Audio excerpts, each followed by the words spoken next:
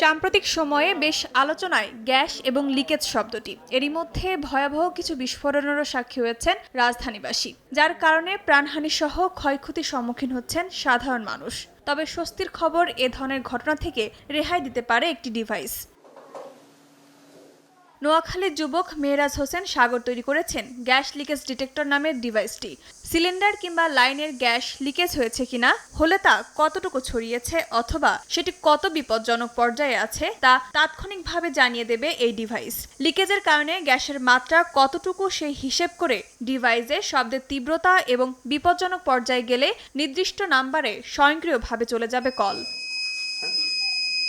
ডিভাইসটি দেখতে অনেকটাই কলিং বেলের মতো, রাখা যাবে ঘরের যে কোনো স্থানে। তবে ডিভাইসটিতে দিতে হবে বৈদ্যুতিক সংযোগ। ডিভাইসটির উদ্ভাবক মেহরাজ হোসেন সাগর লক্ষ্মীপুর পলিটেকনিক ইনস্টিটিউটের ইলেকট্রনিক্স টেকনোলজি শেষ বর্ষের শিক্ষার্থী। তার দাবি, এই ডিভাইস ব্যবহারে কমবে বিস্ফোরণের ঘটনা।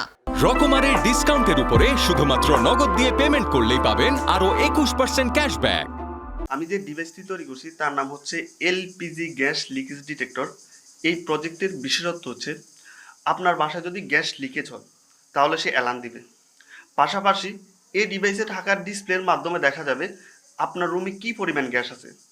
গ্যাসের বেলুটা যদি বিপদ সীমার অতিরিক্ত হয় তাহলে আপনি বাংলাদেশের যে কোনো প্রান্তে থাকুন না কেন, এই ডিভাইসে থাকা জিএসএম মডিউলের মাধ্যমে আপনার ফোনে একটি ফোন কলের মাধ্যমে সতর্কবার্তা প্রেরণ করবে।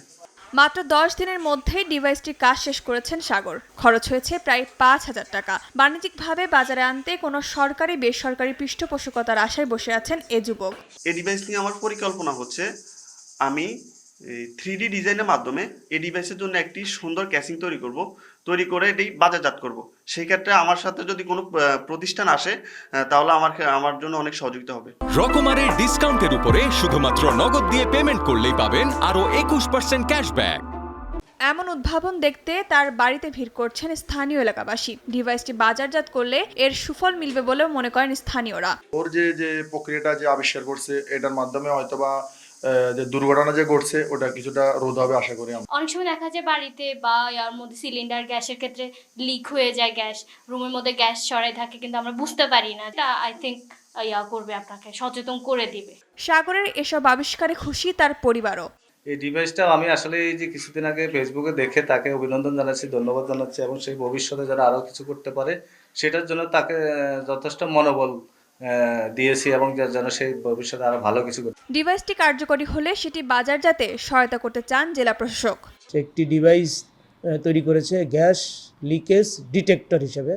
এটি অবশ্যই একটি সময় উপযোগী আমার মনে হয়, কারণ আমাদের যে সময় আপনারা দেখছি সবাই প্রচুর গ্যাস সিলিন্ডার বিস্ফোরণ হচ্ছে, গ্যাসে দুর্ঘটনা ঘটছে, এরকম কোনো বাসাতে, দোকানে, এমনকি স্কুলে, বিভিন্ন শিক্ষা প্রতিষ্ঠানে এরকম বিস্ফোরণ হচ্ছে। আমি মনে করি এটি যদি আমরা কাজে লাগাতে পারি, এটা আমাদের রাষ্ট্রীয় জীবনের উপকার পাবো আমরা এর মাধ্যমে।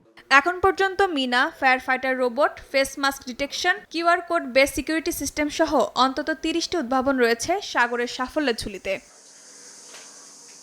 সময় সংবাদ, নোয়াখালী।